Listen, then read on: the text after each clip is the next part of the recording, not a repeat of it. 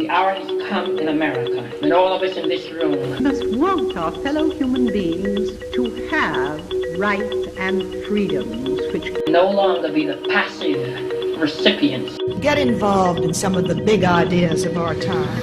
We must continue to push this movement forward. We must Believe in something larger than yourself. full equality for all. Human rights are women's rights, and women's rights are human rights once and for all. Hello, I'm Stefania with Minnesota Women's Consortium. And I'm Kyle.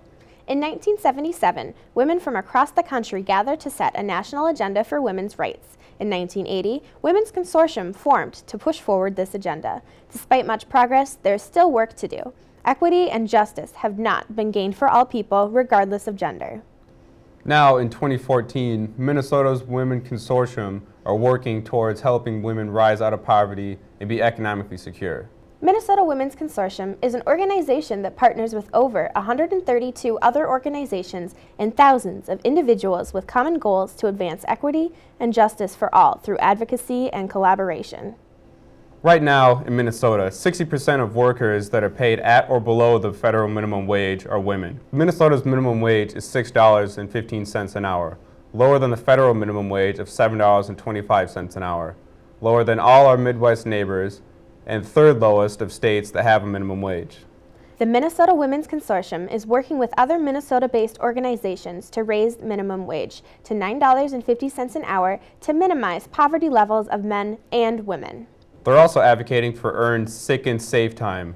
Minnesota does not have any kind of medical leave, paid or unpaid, available other than the use of the employee's sick leave. An employer is not mandated to offer sick leave to its employees. The Sick and Safe Leave Act would allow people to take time off for a medical or family crisis without the loss of employment. In pushing for this Women's Economic Security Act, collaboration becomes essential to making this happen. Carly is on location with Erin, the Executive Director of Minnesota Women's Consortium, to explain how the collaboration works. Hi, this is Carly at the Minnesota Women's Consortium with Erin Parrish. Hi, Erin. Hi, Carly. How does collaboration play a role in the Minnesota Women's Consortium? We serve as an umbrella organization, providing resources for organizations so we can take collective action on issues that impact women. All right, can you tell us a little bit about your new slogan? So along the same lines as collaboration, our slogan is Stronger Together. We believe that there's power in numbers, and we believe that the only way to make change is by working with each other. What does that really look like? It looks like a few different ways. The first is the advocacy work that we do. We spend a lot of time educating decision makers and educating the public on why these issues are important. One example is we hosted a Women's Economic Security Summit that brought together almost 300 people to discuss issues related to economic justice, and it was an opportunity to engage legislators in the discussion. Also, Girls Rock the Capitol is another program that we host that brings anywhere from 60 to 80 girls to the state capitol to teach them about leadership and politics. How can people get involved or get more information? I would go to our website, learn a little bit more about who we are and what we do. There's a number of ways that you can get engaged with the organization, and kind of once you learn a little bit more of what we're about, I would encourage you to consider becoming a member. That's great. Thank you so much for your time, Erin. Now back to you guys.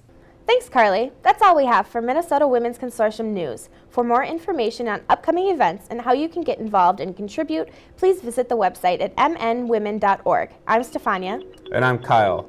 Let's be stronger Together. Get involved in something larger than yourself. Once and for all.